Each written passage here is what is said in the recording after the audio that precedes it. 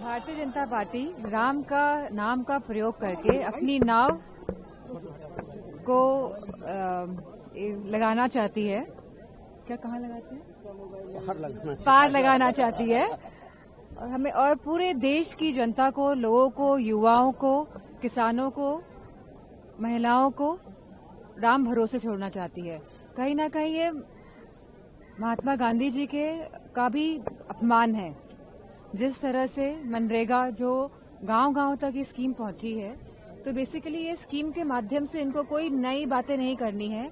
इनको खाली अपने प्रचार में, प्रसार में राम का नाम का प्रयोग करना है। इस मंशा से इन्होंने ये नाम बदला है, नहीं तो इसका कोई औचित्य ही नहीं था। मैम, आपके सांसद हैं, उन्होंने कहा है कि जो शब्दाग्रह से होते उससे एयर पोल्यूशन फैलता है। सॉरी मैम, एक आपके सांसद है, उन्होंने कहा है कि होलिका दहन और सौदाह जो होता है ये एयर पोल्यूशन की वजह है। मैं समझती हूँ एयर पोल्यूशन की वजह दिल्ली एनसीआर में स्पेशली, और क्योंकि पर्यावरण की अगर हम सुरक्षा नहीं करेंगे, अगर हम सीरियसली नहीं रहेंगे, तो प्रदूषण की बात आएगी।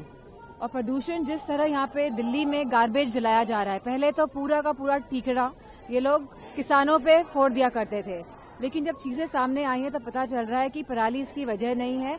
लगातार जिस तरह से एनसीआर में कंजेशन बढ़ रहा है, जो अर्बनाइजेशन जिस तरह से हो रहा है, पूरी प्लानिंग के साथ नहीं हो रहा है अर्बनाइजेशन, और इलीगल तरीके से जिस तरह स्ट्रक्चर्स तैयार किए जा रहे हैं, और जिस तरह कूड़े को जलाया जा रहा है, जिस तरह कोई भी वेस्ट मैनेजमेंट, क्योंकि सरकार केंद्र की भी और अब स्टेट की भी भारतीय जनता पार्टी की है, तो इसमें आंख मूंद के बैठे हुए हैं। वो नहीं समझ पा रहे हैं कि कितने बच्चे आज ब्रोंकाइटिस से सफर कर रहे हैं, कितने बच्चों की आय कम हो रही है, अडल्ट लोगों को लंग्स में पैचेस आ रहे हैं, धुएं के पूरे पैचेस दिखाई दे रहे हैं। तो ये सरकार संवेदनहीन सरकार है और उन्हें कोई फर्क नहीं पड़ता है कि प्रदूषण के क्या हालात हैं हमारे दिल्ली एनसीआर में।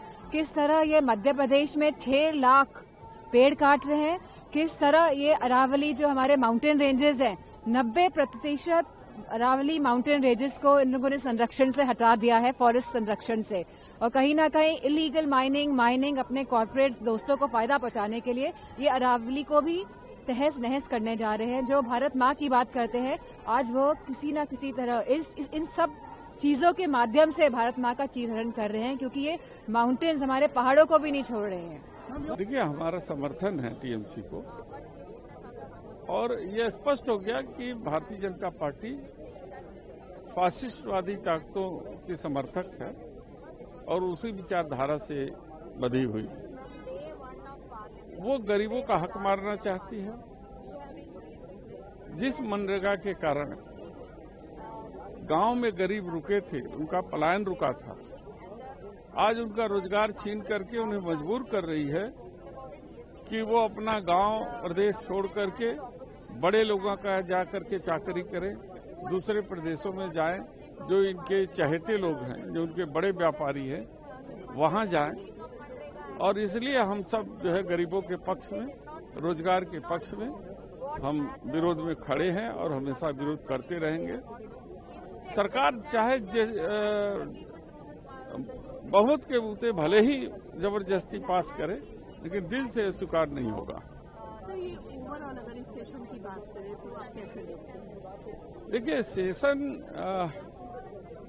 कुछ हद तक ठीक रहा, लेकिन जो अंतिम समय में इन्होंने अपना रौद्र रूप प्रदर्शित किया है, जो अपना जो है कि चेहरा बेनकाब किया है, और उससे लोकतंत्र जो है बहुत ही मर्माहत है।